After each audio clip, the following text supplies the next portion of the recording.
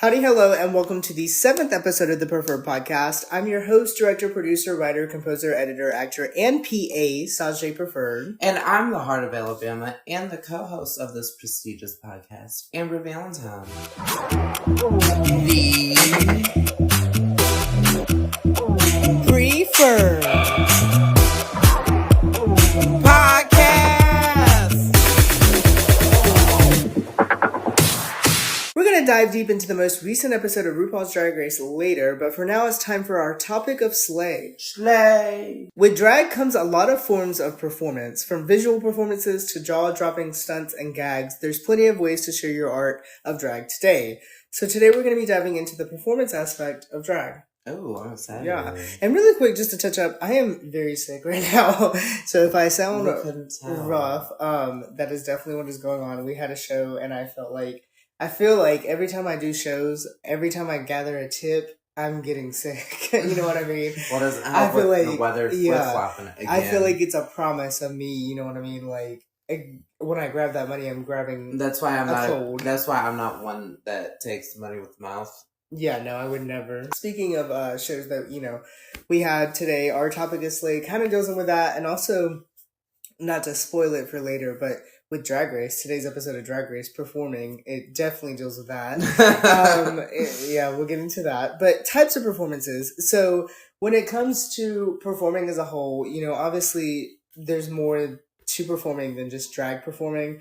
There's theater, there's bands, there's singers, so on and so forth. But today we're going to be hyper-focusing on drag. And with drag comes a lot of those. You have makeup performers, you know what I mean? Like whether you're showing off a visual representation or presentation of your makeup, then that to me is performing your makeup. You know what I mean? You're sharing your idea times 10 to an audience. Well, they have makeup competition shows, exactly. Too. Painted with Raven. They even have the James Charles one, so on and so forth. Then you have like your internet performers, you know what I mean? You have those who sit on in front of a camera and perform to a camera. And then of course you have your in-person performers, and with those you have several different types of performers. But that's essentially what we're going to be talking about today. And just to slightly touch on it, I personally believe like being a YouTuber is the same, like in drag world, that is. If you're a drag entertainer who specifically does reviews on YouTube, I still feel like that's performing. Right. To me, performing is ideally, when it comes to drag, taking your idea with your drag and pushing it out to an audience. Mm-hmm. That's what it is. If you're doing that with YouTube, you're performing to an audience. Hey, I give credit to them YouTube ones though, because I would not be able to do that. Yeah. Internet entertainers as a whole, I feel like they get a lot of bad rep, a lot of bad credit. You know what I mean? When a lot of people think of baby queens, they think of internet queens. And I feel like that could be definitely not always true. There's some people who have done drag all of their career in front of a camera and never have went on stage. Mm-hmm. And this can be for multiple reasons. This can be for the lack of opportunities. This could be from the anxiety of being on stage. This could be from just their personal preference. You know what I mean? But in my eyes, I am such a sucker for performing and for being in front of a live audience. I could not do drag without that live audience. So when it comes to internet entertainers, I don't really have a connection with them, Right. In the sense of even me doing YouTube and the podcast, I only started this for a totally different reason. I did not start this just to continually give me something to do, because more than anything, it overbooks my schedule to the point where I have no time to do anything else. But that to me, it doesn't excite me. It doesn't, me going to do a video, like if I had on the table either do YouTube drag from the rest of your life and get paid more than you do in regular shows, and you won't have to worry about the pain of drag shows, or they said drag shows where you have just a cast spot. That's I would still take the drag shows. I would still do it. And probably more than anyone else, I spoiler alert, sorry to break y'all's hearts, I don't like doing the YouTube. I'm the same way though. I would take the drag shows because drag is like the Olympics. I agree. And to win the Olympics, you gotta go out there and you gotta do it. You can't sit behind go. Yeah, like you can't just sit there and like hope that everything's gonna prepare itself for it. You know, and that's why that's why I said I give credit to those YouTubers because I can't do that. Yeah, and I'll pass. Plus all the editing on top of that. Exactly. And see, that's the thing, and it's been getting me is the editing because I do all of my editing, and that. It's not even the fact of it takes time, because it does take time. It's the fact of it's the same thing over and over. And that's what I love about performing in drag so much is it's literally never the same thing over and over. And it's so tedious too. Like you have to zoom into the slightest second sometimes just to make sure you get that right. Whereas like, just performing, you just do all you have to do is it's one take, And I guess that's the difference of YouTube and actual performing live is you are able to kind of like edit yourself and make yourself presented how you want to be presented.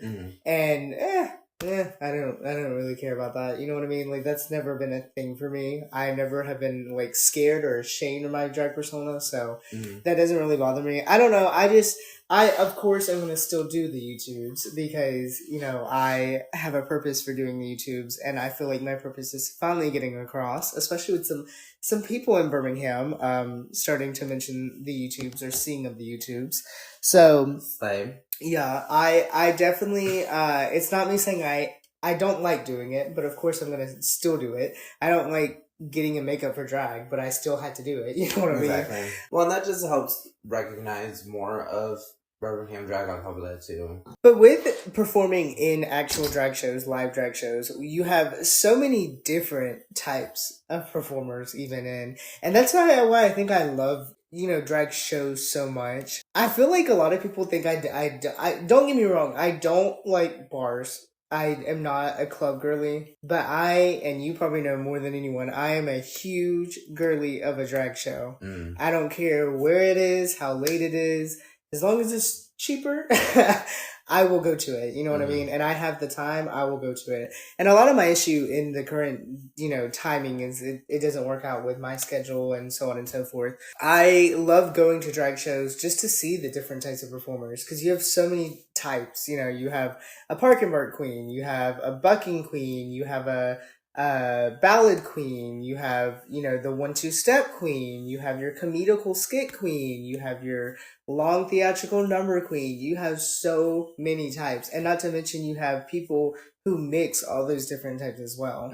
So that's my favorite part of drag is performing, seeing drag shows, seeing people's personalities come out through their mixes, their outfits, their types of dance. You know what I mean?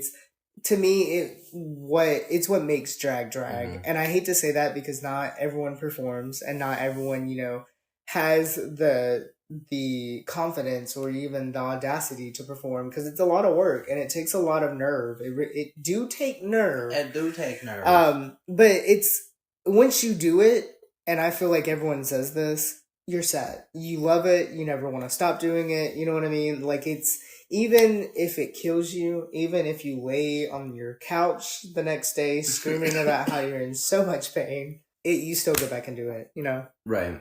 So. Well, that was me when I first started. I was like, I'm not going to do this. This isn't something I'm going to do. And then I started, and then we're still going. And I mean, even you in your most recent show, you had literally 5 different, because although you and I can have the same style, we also have very different styles. Yeah. So technically you had 5 different styles of drag alone just in your show. And that's what I always prefer. Like I said it in the episode where we talked about drag shows, booking a drag show, you always want diversity. You always want your ballad queen, your bucking queen, I don't know why. Every time I say bucking, I think Buckingham Palace. I don't know why. I was like Tsunami Rain. And so on and so forth, because you don't want to just sit there and see the same thing over and over. Right. Like my personal, that's actually our next topic, is our favorite types of performances or performers.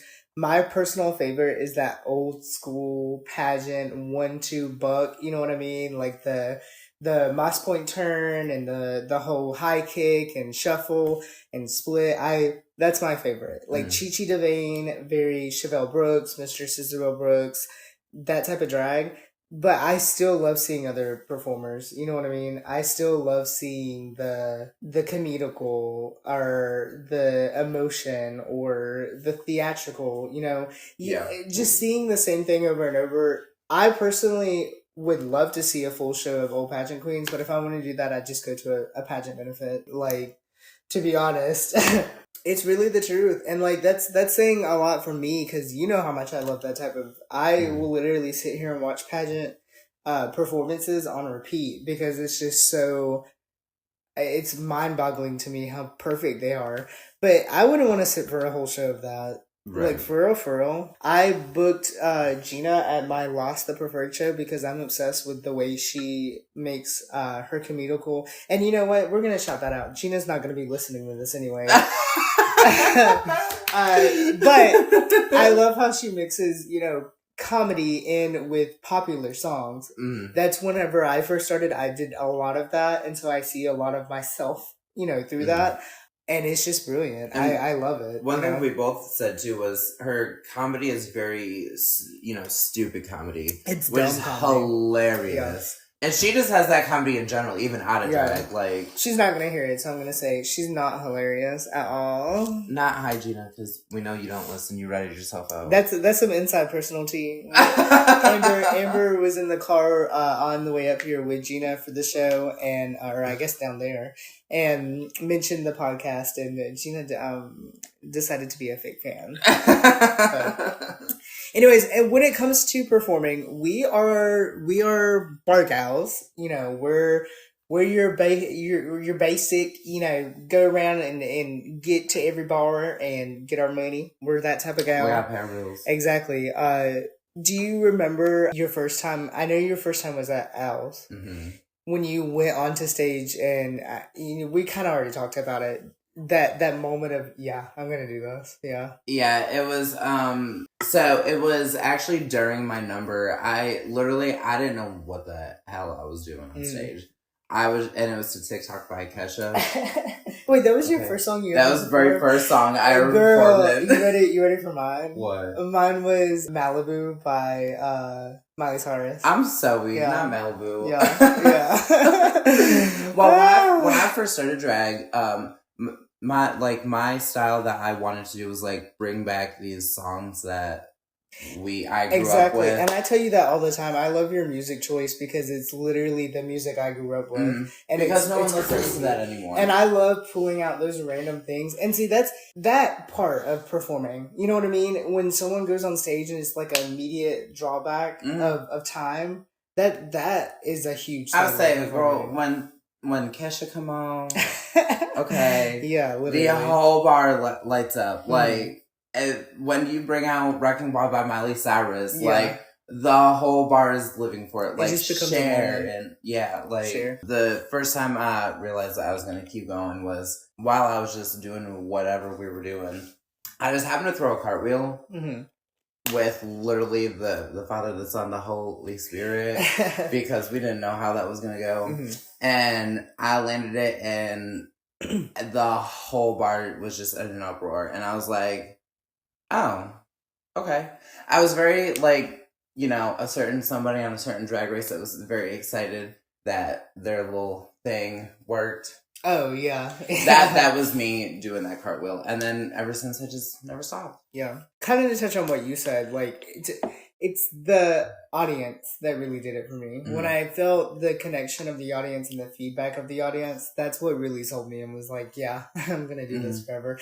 And I could just say it's in the sense of an attention whore situation, but... Right. Well, and like, I'm just going to leave it there. Like, this weekend we had talked about, actually on our drive back, about how, like, it's not always about the money. A big portion of it is about the money, yes. I agree. But it's not all about the money because, you know, I can do a show where a crowd barely tips, but I'm going to walk off happy and satisfied because they enjoyed me. Yeah. And they were excited to see me and were able to vibe with me while I was on stage. So I'm okay with that. And that's the main thing you need to set into your head and, you know, we'll talk about upcoming performers and, what are some tips and some tricks and here in a second. But main thing to note is never mentally make it about money, because if you mentally make it about money, you're setting yourself up for failure.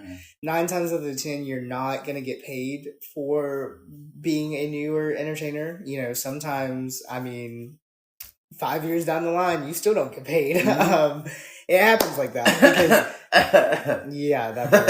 And that was not a real cough because it would have been edited out. But it's the truth. When you put money as your number one priority with drag, you set yourself up for failure because it's not about money. It's about putting your drag out there. It's about putting your aesthetic, your persona, all that, making the audience understand you and talk about you. That's really what it is. When you put yourself out there, it gets people talking. It gets more people interested in you. People see how big of a platform you have. You get paid. It literally takes care of itself. I promise you. Don't let money make you think you're a bad entertainer. That's not tea either. Sometimes you'll have a night where the crowd is huge and you make $2. Yep. Some nights you'll have 4 people in the crowd and you'll make $100. Yep. And a perfect example of that is any Pride event. Yep. Any Pride event, I can promise you will not make that much money. And that's just the unfortunate truth of it. But that's when you should really be looking at it and saying, I'm doing this for Pride. I'm doing this to share my queerness, my art, and you should be happy with that. Unless it's a CAP sponsored event. Everyone always goes to CAP sponsors. But let's talk about our performance styles, because I think that's an interesting topic. I feel like through and through, a lot of people think I'm a makeup girly. You know what I mean? A lot of people think I'm a look girl. I'm not. I hate that comparison. And when I say that, I don't mean it in the sense of cockiness. I think people think I can't perform. Right. You know what I mean? And I like to prove people wrong about that all the time, because performing is my favorite part of drag. I say it all of the time. If I could not perform, I would not do drag. Point blank, period. It's that connection for me. I love going and looking at an audience and making them laugh, making them cry, making them very confused. That's my favorite part, And honestly, just being stupid. My last number of the preferred show is truly why I love performing, because when I have, and that's another thing, a lot of entertainers, if they see 2 people in the crowd, they will quit. The very last show for the preferred show, it was 1:30 in the morning. People had left. It happens. And it was 4 or 5 people left in the bar, and I did this song and made it just completely stupid, and literally the entire bar was laughing. And that's my whole point. I'm a very stupid person. I'm a very silly and chaotic person, and I just want to share and express that, because you never know that someone in the car might have just gotten the worst news ever before walking into the bar. So I always want to just make people laugh. And you're coming out in private crotch. Well, I am going to make it known, if anyone sees that video, yes, I purposely wore Bobby crotch. I hate Bobby hilarious. crotch. But it's funny because Gina is the one I made fun of on here, and that's how we found out she don't listen to the podcast. That's where that connection came from. But I made fun of Gina for not wearing Barbie crotch, because that's one of my biggest pet peeves. And she actually wore panties at my show when I booked her. And so to make it comedical and a slap to her face, I did not wear panties, just to show her how bad it looked. You know what I mean? And she clocked that to you real quick. Yeah. Something that we both kind of have in common is we're kind of just we go for it. You know what I mean? We don't really have a set. One, we don't practice. I feel like practicing for your performances is stressful and honestly not worth it, because you got to take in the fact of what if someone falls out on stage? That's how, about that. Tips. You never know when someone's going to tip you. You know what I mean? You never know if your music's, I don't know. Do it. Creating an idea set for your performance is so stressful, and I don't think it's worth it. But you and I just kind of go out there and wing it. And so my friends have always called me since I started, I'm the winger queen of the style. Because I literally will pack 8 to 10 outfits with me. I'll take my stuff. I'll get to the bar an hour early. I have 30 minutes to finish my face, 10 minutes to figure out my music, which is 20 minutes before the show. 10 minutes to figure out my music. 20 minutes to pad, so that way I can pick out my outfits. Yeah, I'm not that bad. I'm more so in the sense of I just know the song and then I just do whatever on stage. And sometimes I'll know okay, right here is when I'm going to do a split. Or right here is when I'm going to do a high kick. Now, I've come a long way since then. I'll at least have my music picked out before I go, or while I'm on my way, I'll pick my music out. But I typically don't know what I'm wearing. But I'm in my era of finding out things that I never know I could do. Yeah. Like, my most recent show, with a certain Paul. We're very wing it gals, and honestly, we're also the same with songs. We kind of do whatever in song category, you know what I mean? We kind of just flip through. And also we both like to perform oldies, you know. I'm a huge fan of like 90s songs. I love performing 90s songs. You're more like the 90s and I'm more like the early 2000s. Yes, and sometimes I even dabble in the 80s, you know what I mean? But I think the only thing that makes the difference between us in performing is you're more of like that park and bark and ballad girl, and I'm more of like that high energy and dancey girl. Something that I always hold true to my performance style is really doing everything. Like I love doing comedical things. I love doing ballads. My favorite is probably musical theater numbers. I love doing musical theater numbers, and also the stupid numbers. I love taking a random basic song and just doing something stupid on stage. Like I did Love Fool by the Cardigans for the last one. That's what we were talking about earlier. And I had a purse where I pulled out a water gun, and then I also pulled out my Barbie crotch and put out my boobies, so on and so forth. Yeah, it was just interesting. It was so hilarious. Improv comedy, in my opinion. It was very last minute stuff that I was just literally thinking of. And that's not the first time I've done that. I've done that at Leviathan's show, actually, with a Britney Spears song. I don't remember what it was. Lucky. I will openly admit I forgot all of the lyrics at the very last minute, so I just literally went on stage and started teasing, or stripping, I guess you would say, and like also ejaculating on stage. Like I was like pretending to like. I'm so weak. She's so lucky. But that's something I always told to myself is, and both of us we know how to perform.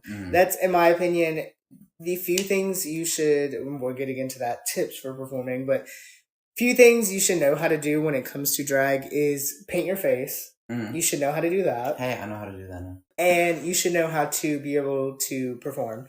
And when I say be able to perform, I don't mean do a split. I don't mean do a cartwheel. No, you do not need that for performing at all. You demand the stage. Exactly. If you can go out there and tell the whole entire audience, hey, I'm here and you're going to listen to me for 4 to 5 minutes, that's all you need. I promise you. And like, I always pride myself on, almost always, I typically have at least one ballad in every set that I do. Typically I do one ballad into quote-unquote dance numbers, even though I don't dance. But I know how to move around a stage. I can move around a stage very well. Unless it's like specific holidays, specific events, I may add a second ballad in and just do one quicker, faster number. But I always try to, because I know I'm good at ballads, but I also know I don't only want to do ballads. Yeah.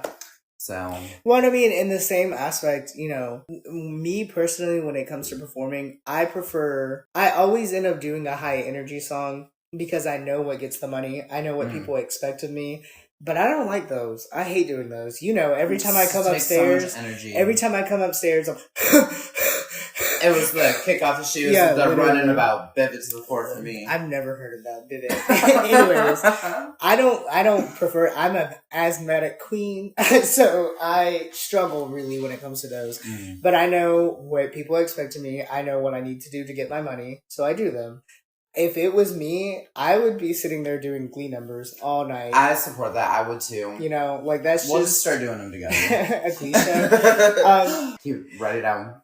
And when it comes to that, though, main tip, although it's kind of, me being, I guess you would say hypocritical, be yourself when performing. Just show your true self. When it comes to me doing, even the high energy songs, I'm still stupid. I still do stupid movements, I think the biggest thing, or the biggest example I can say with this, is every time I do a split, I usually will bounce my coochie on the ground during biggest one.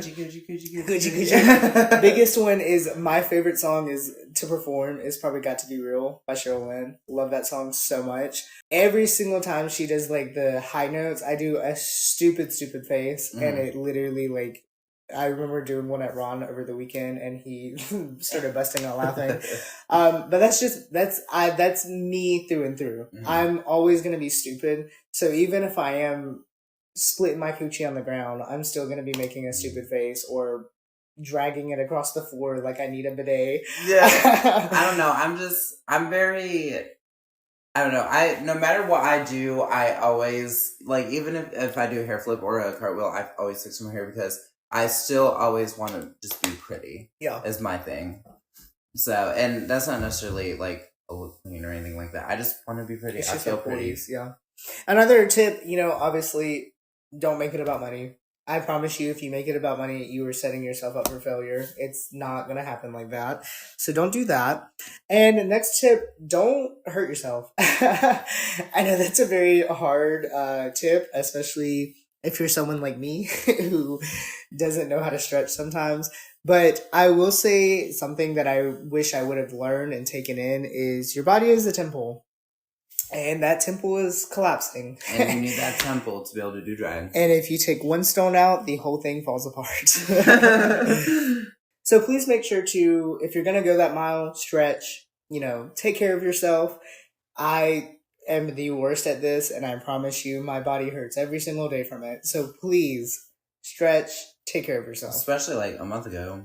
Yes. When you really hurt yourself. You couldn't do the things you needed to, but we needed you to. I had been doing splits for like a month in a row, and then I went like 2-3 weeks without doing a split and was like, oh, I'll be fine. Did a split, my hamstring still hurts this day. Please take care of yourself. Which then ruined your death drops on top of that. And, going back to that, you don't need a stunt every single number. I promise every time you do a stunt, your health is it's like a Mortal Kombat game. It's take a breather for a number and just skip around the stage in circles. Yes. Just to catch your breath. Yeah. Regroup. Like, I don't know. It's like therapy. Yeah. You're not going to sit there and talk the whole time. You're going to breathe for a second. Like, exactly. Another tip that I personally feel, call me shady or not, is don't bring the mood down.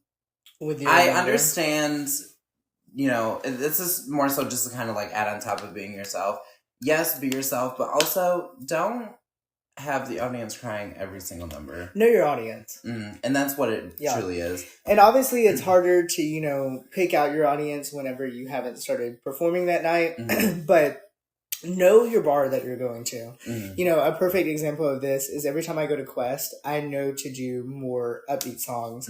I know to do, more high energy songs because that's what Quest expects of me. So we're like, I know if I'm going to do a ballad, I bring out Whitney. I bring out Miley. Quest, people love Miley. Yeah.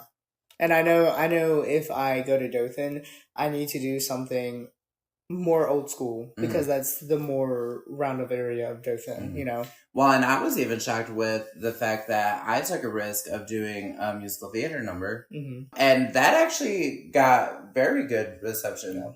I got a lot of good things with that. So yeah, I always definitely love taking risks. Always know your audience. You know what I mean. Always make sure you are directing at your audience. And my last tip, probably biggest tip, when you are taking money from a person in the audience, do not snatch that money. That is absolutely disgusting. Unless it's a part of a comedy act. Well, if I was an audience member giving a drag entertainer the last bit of my money, which, has happened, and they snatched it, I would literally be like, stop the show. Can I get my money back, please? No. See, which I don't snatch money, but if I do, I also play with them as well. Like, I'm not snatching it and walking away like some people like to do. But in my opinion, those people are literally giving you money. I am one of those girlies where I like to grab the hand of the person, look them in the eye, and say, "Thank you, baby." That's what I always do. Like this when I do it. That's my biggest go-to, and I'm so like specific about that to the point where every time I get into drag and I'm about to go on stage, I always spray my wrist with perfume because I know I'm going to grab people's money. Yeah. Do not snatch people's money. That is disgusting. Yeah, I always grab it with both my hands, and unless I'm in the middle of lip syncing, which sometimes I'll do it then as well, as I always blow kiss. Yeah. Yeah. For a thank you. No. And don't start your number with grabbing money. Yeah. Give you a good 20, 30 work your audience seconds. Yeah. Right. You got to be able to, your first moment on that stage or in that song is grabbing their attention. Mm-hmm. So you have to be able to slay that first 30, 40, really almost that first minute for them to want to tip you. Yeah. No, every time I see someone in the audience about going to give me a tip, I will look at them, I'll dance with them for a second, and then I'll go over to them, grab their money, say thank you, baby. And also, that's another thing when, being to myself, I always like to, in the deepest voice, sometimes say thank you, baby, whenever I grab their money, just to make it stupid, you know what I mean? Well, there's even times where I'll see them hand it, and I'll smile at them, and then I'll turn around and walk away from them to the other side of the stage, just to turn back around and strut to them or do something stupid towards them to be able to earn my dollar. Yank that money and leave. That's whenever I see that in videos of people performing, it honestly bothers the piss out of me, especially from people who say that they're iconic or a star. No, ma'am. If you can't even grab money, no, ma'am. That is the biggest thing. That is how you were getting paid for your drag. And if you are a performer that can do stunts and stuff, like you said, don't make it the whole song because you have to have that downtime to be able to grab your tip. If I do anything specific, I save it for the chorus of my songs. Because the chorus is always going to be the more upbeat. Yeah. You can do it more than once, and you can collect your tips, dance, and then those people that you just collect your tips from will want to give you more tips. Exactly. And they'll also want to come back and see you because you made that personal connection. Biggest tip overall, last biggest main tip, be professional. This comes in a lot of ways. Get your name out there. Make sure you are being kind at your shows. Show up early to your shows. Show up clean and smelling nice to your shows. Okay? Listen, I'm not even going to lie. I've had some tights issues here recently where, tights are hard to wash. Well, sometimes it happens. Yeah, but I always make sure they smell good. I always, will sit there and hand wash them with, linen sheets or some Make sure you are bringing yourself fully to the table. You're putting your drag persona, yourself out there. Please make sure you're doing it correctly. I promise you, the last thing you want is a bad taste with your name, because then it never ends. I promise you it never ends. Well, and it's okay to have fun and to be able to party and stuff, but don't be sloppy because even though you're having fun and partying at 6 a.m., you are still that person in that bar. Yeah. So it's just the matter of not being sloppy. Yeah. Just talk, communicate, make sure you're getting your name out there, be professional, don't be stinky, and you'll be fine. Exactly. And don't grab money. Don't yank money. That is disgusting. Now, if you ever see me at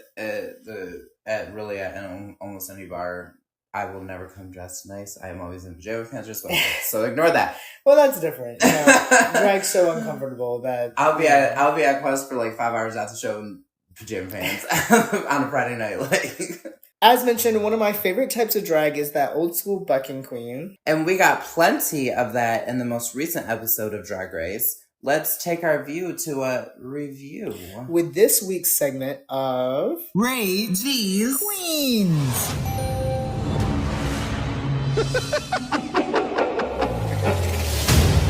So Amanda just went home.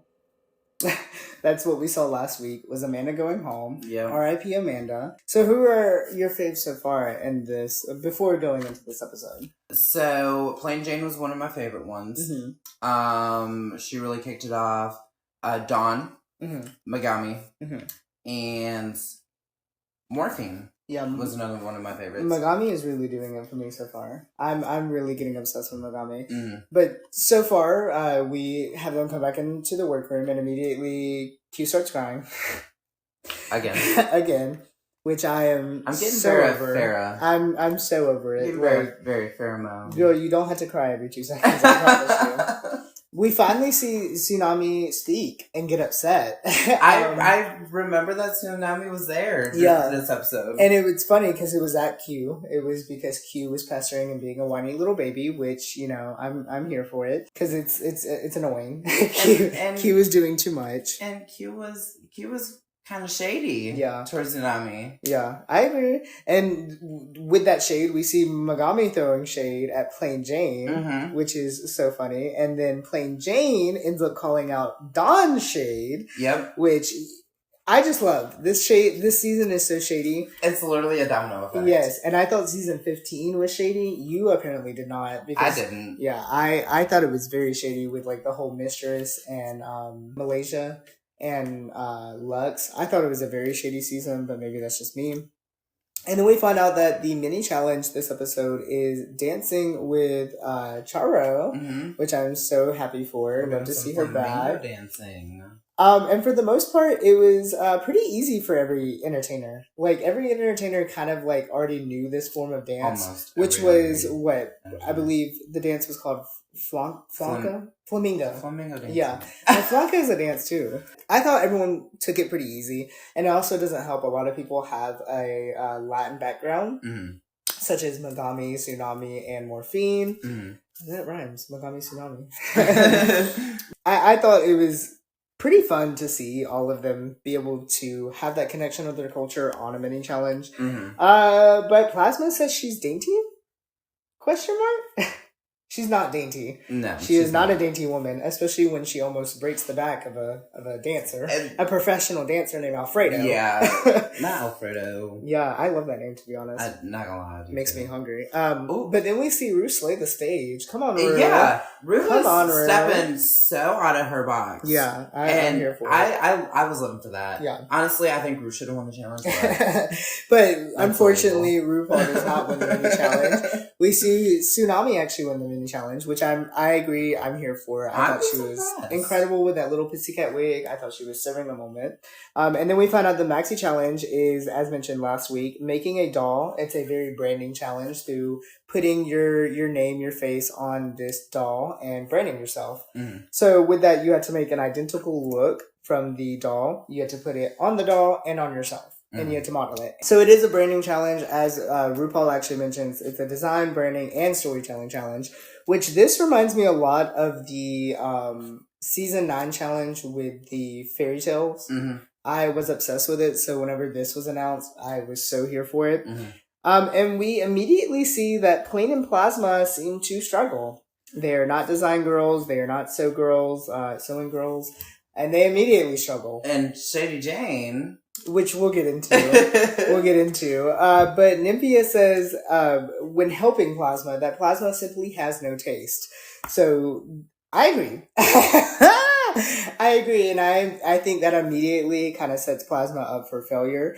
But something that also kind of sets people up for failure is Plain Jane being up to her shady bits again, which we see. She's going in with Geneva, trying to, quote-unquote, help Geneva, which I don't believe is, what is the truth? And we see Geneva immediately shuts it down. Geneva's like, Plain, get away. Like, come on now, leave. And then Plain's response to that, from not getting what she needed, was just to go to Plasma and steal Plasma's fabric.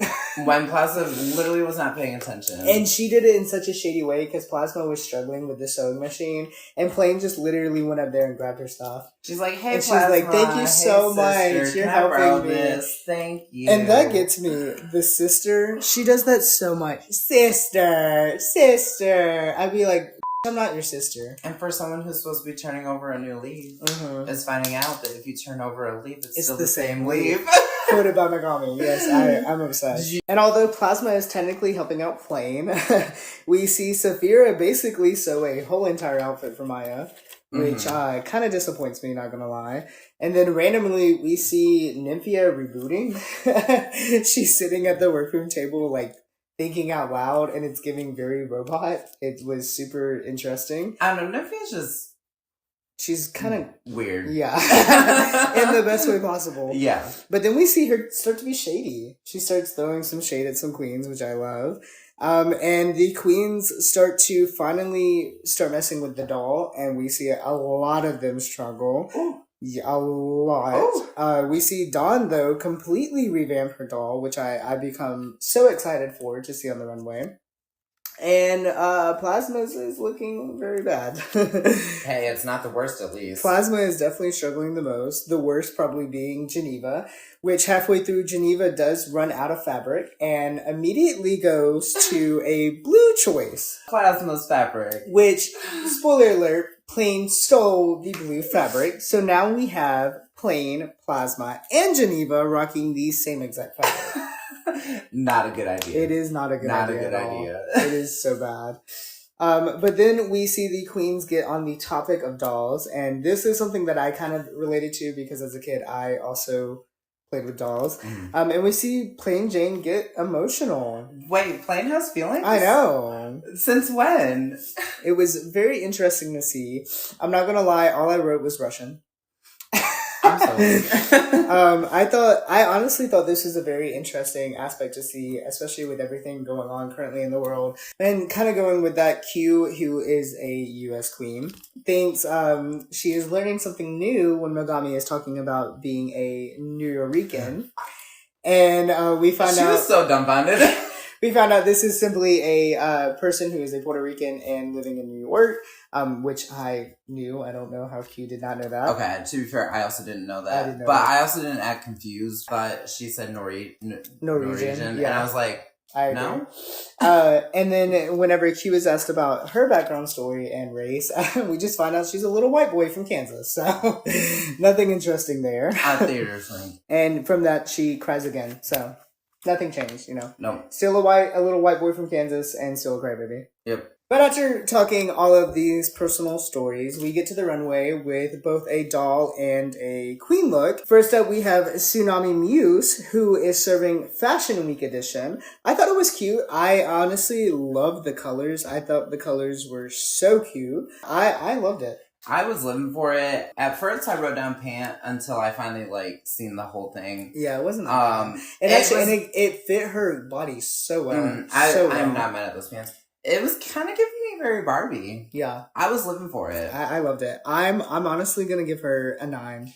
I'm gonna give her a 9 as well. I do still want more, but I'm very impressed with her. I was about to say, for me, I think the rating is so high just because she has not impressed me at all. We've forgotten about her. Exactly. And whenever I saw those pants, I hate pants, but the body was bodying in those pants, you know. Mm-hmm. And next up, we have Saphira, who is serving Grand Dame Diva Metropolitan Opera Edition. That is such a long name. And that girl was cinched. Yeah. I thought it was funny, but I thought it was kind of lackluster. I hated the outfit itself, and I also hated the wig. It was not it for me. I'm honestly going to give it a 7. So I loved the concept she was going for. Mm-hmm. And I loved the fabric choice that she picked. And the body was given. She was cinched. Mm-hmm. She had her too small of breastplate in. But so I'm gonna give baby's first breastplate. Yeah. So I'm gonna give her an 8 because I feel like she filled it out nicely. Yeah. She just needed to execute it a little bit better. Mm-hmm. Next up on the runway, we had Plasma, who was serving number 1. Passenger Pacific edition, and I hated it. I hated her walk. She looked like she had something stuck up her butt. And she's still not doing it for me, at all. For me, it's it's a 4. It's so bad. I thought it was cute. Mm-hmm. I think it was cute for, my first time sewing. Mm-hmm. Going from her trying to construct it to how it was on stage, she actually pulled off a look. It was way too simple, way too boring. And then her scarf kept falling. Yeah. And it was very sloppy. Like Law said, a bobby pin. Yeah. Learn to use a bobby pin. Literally. I'm gonna give her a 7. A 7? A 7. Oof. Anyways, speaking of crashing like Plasma did, we have Plain Jane, who is serving Aquatic Edition. I thought this was so cute. I thought this was very clever. I thought the way she mentioned her burger finger was very unique. And Nymphia, take note. Yeah. It was mentioned once at the beginning, and she brought it up 5 episodes later. Hands down the better of all the blues. So I thought it was incredible. I'm going to give her a 9. was getting very Denali from her. Yeah. Which I love. She also still kind of pulled in that comedy a little bit, and the execution was fantastic. Mm-hmm. And for blue fabric number 2, she kind of downgraded blue fabric number 1. Mm-hmm. So I'm honestly gonna give Plain a 10. Yeah, she really impressed me. And I will say something that is impressive is she doesn't know how to sew. She was actually one who was struggling the most in the workroom, and she pulled it out so well. So, and if I knew somebody was wearing the same fabric as me, I'd make sure I did better than that. And La Roche literally applauds her so many times, comparing her to the other 2 girls because she did so incredibly much better. Mm-hmm. Coming in like the win, we have Nymphia Win, who was serving, Lord, spring ball yellow carpet. I'm so tired of this yellow, honestly. I'm over it. I'm very over it. And this outfit was very cute, actually. I was obsessed with the bows. I was obsessed with the hair. I'm just so tired of yellow. And I'm so tired of her not being red for it. Like, why has she not been red for it yet? Exactly. So, honestly, the outfit was stunning. The hair was stunning. I'm tired of yellow, so it's lacking points for me because of that, so I'm going to give it an 8. So when she walked out, I got very Gina. I can see that. Because Gina's got that yellow ball gown with the pink updo. I'm over the bananas. Yeah. I'm over the yellow. I feel like the bow was just a little too big. Other than that, I loved the idea. It to me, it also gave like another version of a Barbie, which I live. I'm going to give her a 9. It's the yellow for me. I'm so tired of seeing it. Someone I'm definitely not tired of seeing, though, is Miss Morphine Lavion, who I am just getting warmed up to, and I cannot wait for more. She was serving Miami Bimbo Edition, and this was everything. This was I immediately, when she said it, I knew exactly what she was talking about. It gave very Sasha Colby met Trinity Taylor. I thought it was very well executed, especially for someone who I believe also does not know how to sew. I thought it was a little boring, if anything, and the hair on the doll was definitely a struggle, but I thought it was funny. So through and through, I'm going to give it a pretty safe 8. So I thought it was super cute. Mm-hmm. I also thought it was boring, but I was living for it. It was very fashion, very high fashion, especially for the Drag Race stage. I feel like this could also be worn just like for like a beach day kind of thing. Yeah. So I think she really pulled off the idea that she was going for. Again, it was just plain. Yeah. But I'm okay with that. I'm going to give her a 9. Flipping into the competition next, we have Maya with the Queen of Flips edition. I hated this. It was so basic. I hate it so much. I agree with Michelle whenever she said, you're saying that you're a Queen of Flip, but you're not doing anything. Mm-hmm. I definitely agree. I thought the titties were off. I thought the hair was off. I hated it. It was so bad. It's a 3 to me. I loved the idea she was going for. The hair, I did not like the hair. Mm-hmm. I hated the hair. The hair was too much. I loved the fabric. It, again, like Michelle said, it was just unfinished. Mm-hmm. And her doll looked absolutely nothing like her. Agreed. Whatsoever. Agreed. And like we said, you could have easily cut some of your pads to make her some pads. Yeah. Other than that's all I got. Mm-hmm. And so I'm genuinely gonna give her a 5. She's not pulling through for me. She's so quiet too. And it doesn't help. Someone who's not quiet is Miss Megami, who I love, and she's starting to be a little bit more shady too, which I'm obsessed with. She was serving Native New Yorker Barbie. I thought this was everything. I thought it was well created. I love the fabric. The only thing I'm pissed about is Megami not getting more attention. Mm-hmm. She needs so much more attention. She's serving it. She deserves the validation that she needs. For me, this was a 9. I loved the construction that she did, and when she was talking about her concept, and she said she was going to make a coat to add to it, I was like, girl, don't get too much. Mm-hmm. You know, sometimes too many pieces is too much. But I think it blended very well. I was very impressed with it. It was simple, but it was a correct simple. Mm-hmm. I'm going to give her a 10 because she's impressed me, especially on top of her episode last week. Yeah, and I thought the walkthrough of the doll was really, really smart. Someone who was not serving it to us this week, or really any other week, was Miss Geneva, who was serving Daintiest Doll in Texas edition, and this was very misleading because there is nothing dainty about this at all. Texas. Exactly. Her proportions were off. The judges were very correct when it came to it just being overall bad.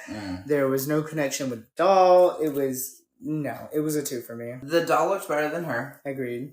When which she you first, never want, ever. Right. When she first walked out, my first initial thought was, Bo Peep, ? Yeah. And then she walked out, and I seen the skirt, and I'm like, golf? Yeah.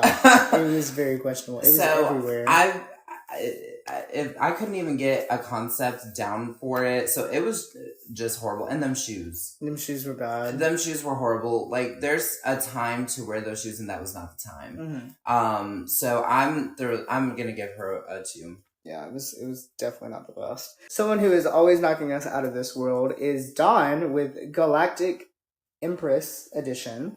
I thought this was cute. I honestly didn't really care for the bottom part. I more so like the top part. But I thought she was very funny. She was very showed her versatility with this outfit. I loved it. In my opinion, it was a 9. I thought it was fashion. It was cute. It was giving very Paris runway. It was simple, but again, a correct simple. I love how in the overture she had that comedy still. And can we talk about that face? Yeah, the face. That face is everything. The face was big. It was cute, and I loved the skirt idea only because she's carrying on that silver for the intergalactic. I would be interested to see if she took just that silver part of the skirt off and did like a silver like jumpsuit underneath it too. Just so that way she still has that silver look she's going for. I'm gonna give her a 10. Yeah. To me, it was just the bottom. The bottom looks so weirdly placed. I don't know. But someone who is weirdly placed in this competition is Miss Q, who is serving Fantasy Edition. I'm confused how this is fantasy. Okay. I felt like she had nothing else, so she was just like, fantasy. Yeah. I honestly liked it, which I hate to admit. I hated the shoes, though. The shoes were incredibly bad. And she was also pretty funny on the runway when it came to the doll. So for me, I hate to admit it, but it was a 10. It was charisma, uniqueness, nerve, and talent. It was everything. Is she about to win a challenge? Yeah, finally? We'll see. I do want to wear it. I didn't like the shoes, but all in all, it was a slay. So I'm gonna give her a 10. Yeah, it was pretty. Especially with her redemption. And then we get to the runway, and we see immediately RuPaul ask if anyone wants to use their potion, and Saphira uses it. I'm gagged. You can tell she immediately hated herself for this. I am gagged. I don't know. Not Nymphia getting in her head. Honestly, can I be honest with you? The main thing I kept asking myself is, I wonder what it tastes like. She said it was. She said it tastes like poison. Yeah, but I didn't know they drank it. To be fair, was it a bad taste? Was it a bad decision? I think it was a bad decision. I definitely think she would have been safe.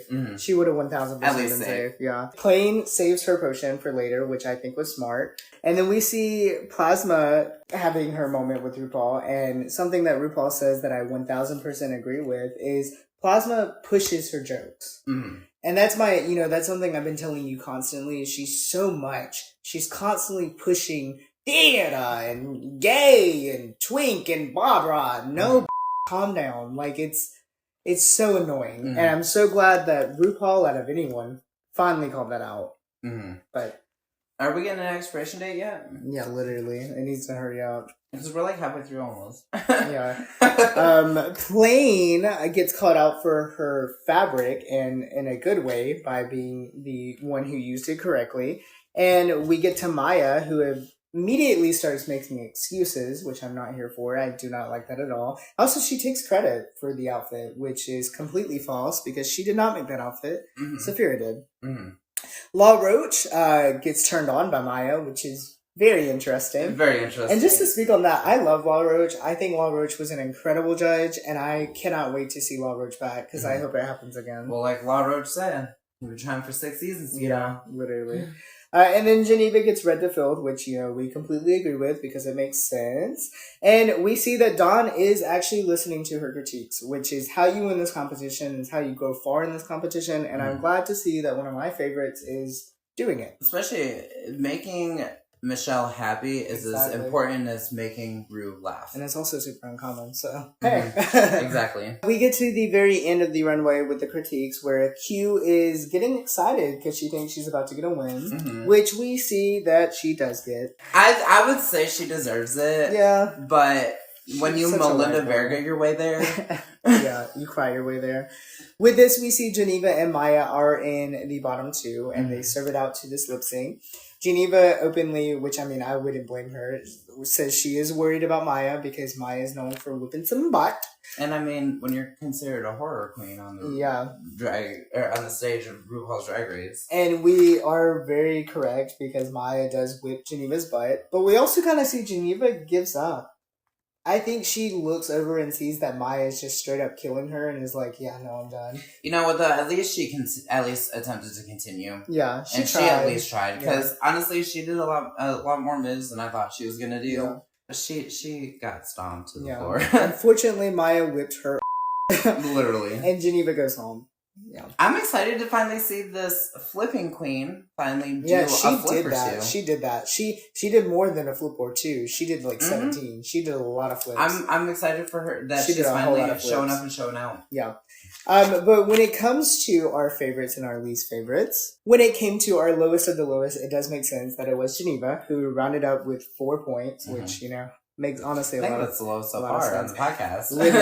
But it was, Maya was doubled by 8 points. She still had the lowest out of both of them, or they still had the lowest out of everyone. I don't think anyone else came even under 10. Mm-hmm. Yeah, no, the other one was 11. So it makes sense that those were the bottom two. We do statistically agree with the bottom two. Mm-hmm. And we also agree with the winner, apparently, because Q was our highest with 20 points, a perfect score this week.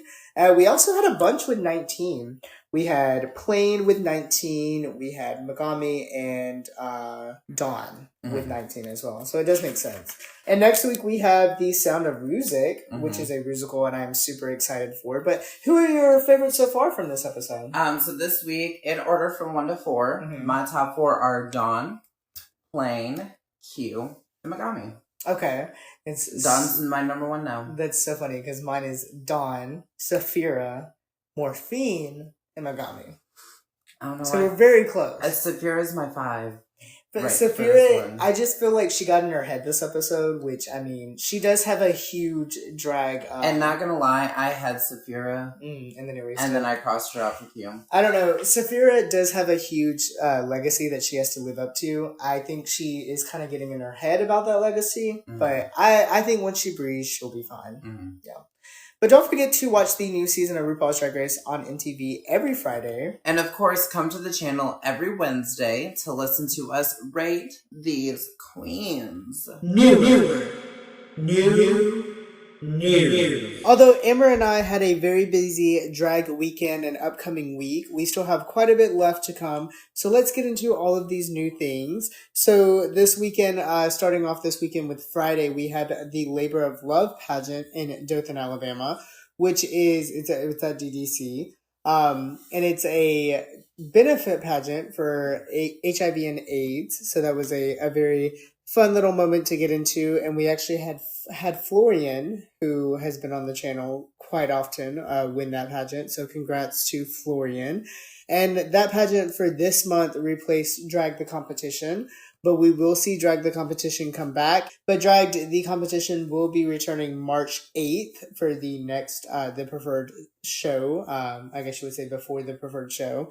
And speaking of that, the preferred show we had last weekend, which you were actually a part of, it was the Heart On preferred show.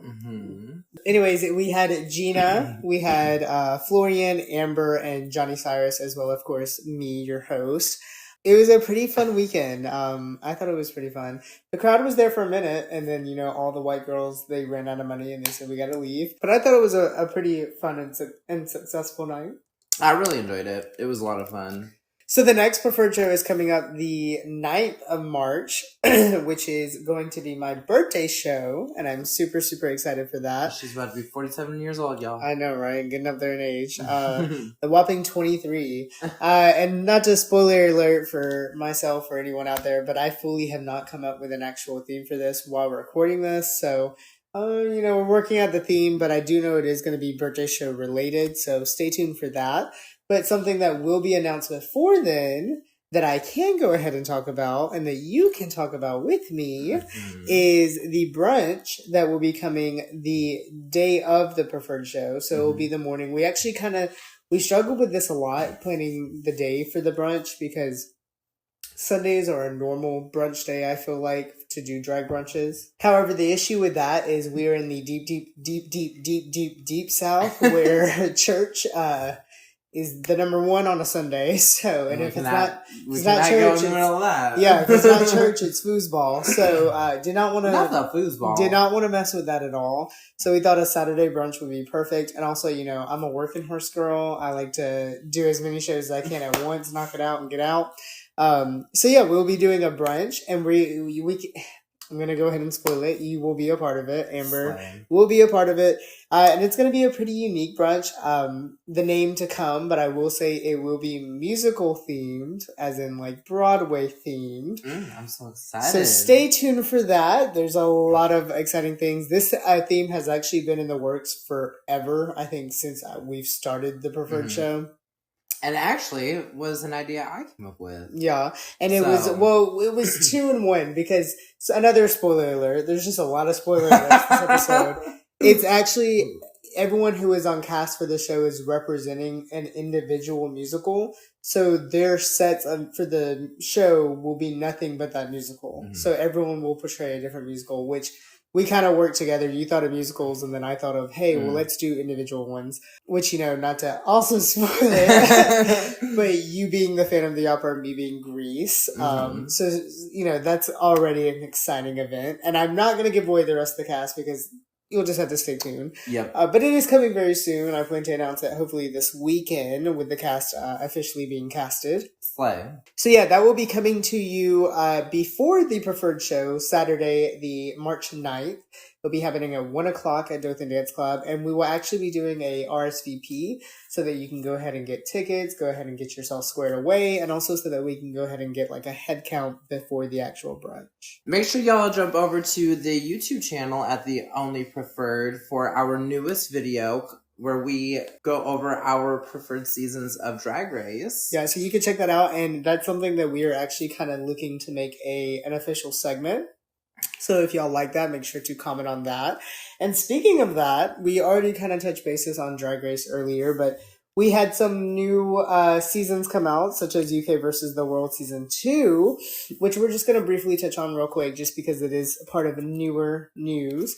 And not to really get into it because we're going to kind of leave that to the main season of Drag Race. We started the season very interestingly with already super high hopes. I thought, speaking of the YouTube channel, the YouTube video, I ranked this as my number 16 just because it hadn't come out yet and I was technically cheating by doing that. But I was super excited for this season and it held up to everything. This was the talent show episode where we saw all of the queens show off their talents.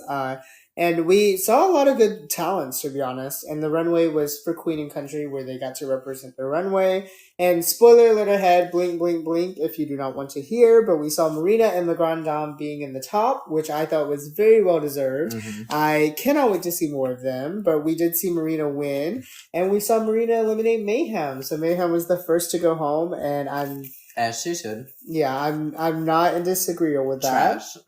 But we see that the next episode is a ball. And we also see that RuPaul might not be there. Yeah, that's interesting. It's a little sus. I immediately clocked out at the beginning of the episode that RuPaul was sick. I immediately was like, RuPaul's sick. I can tell. We can talk about the voice. Yeah. And especially when Ru made a comment about their voice. Mm-hmm. Yeah, and I, as someone who is currently sick while recording this, I know how that feels, but it's gaggy. Second time ever, so we shall definitely see what that's going to be about. So I think it's going to be an interesting season, but we can only wait to see. And with so many questions left for the next episode, it's time to get into the questions asked by you. Don't forget, you can ask us questions similar to these. All you have to do is click in the link in both of our bios. So, Sajay, your question is... do you delete chat history after not having contact with them for a while?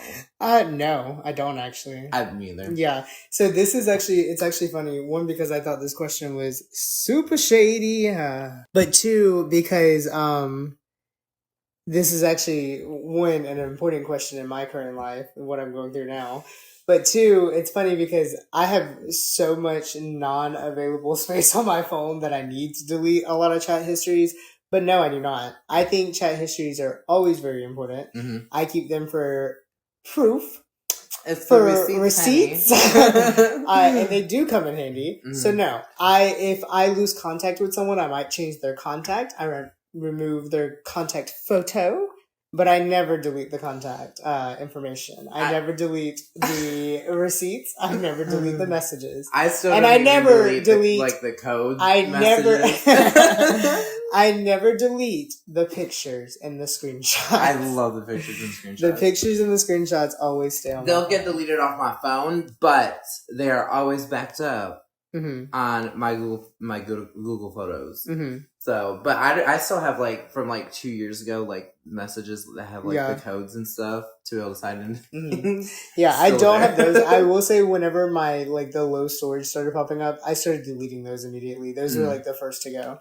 But yes, I always keep receipts. Always. So your question is, do you believe being popular is important? Popularity isn't necessarily what makes you important. So I would say no. Mm-hmm. I mean, maybe having some kind of status, but not necessarily popularity. I mean, there's something that my brain is telling me. I will say can't, fully. My thing with it, just to add to yours, I think unfortunately it is important, but it should not be important. That's how I feel. Right. I can see where you're coming from with that. It's especially with drag. Connections. You know that. Yeah. Connections and networking. Yeah. That is what's important. Yeah. Yeah. So I mean, I guess I would say no because that's just my mentality. It shouldn't be important, but I think it is unfortunately important. Yeah. As mentioned, you can ask your questions for us. All you have to do is click the link available in both of our link trees and ask away. So go do it. Just do it. And you can ask us whatever you want. We are a full open book, girl. With us being all talked out, it's time to end the episode. Make sure to follow all of my socials at The Only Preferred for brand new videos, shows, looks, and more info to come. You can follow all my socials at Amber_V_Valentine for all new videos, pictures, TikToks, and all the puss. Comment who your favorite was in the episode of RuPaul's Drag Race. And follow for more episodes of the Preferred Podcast every Wednesday on Spotify and YouTube. It's been nice talking. And we'll talk to you later. Stay preferred. And full of love.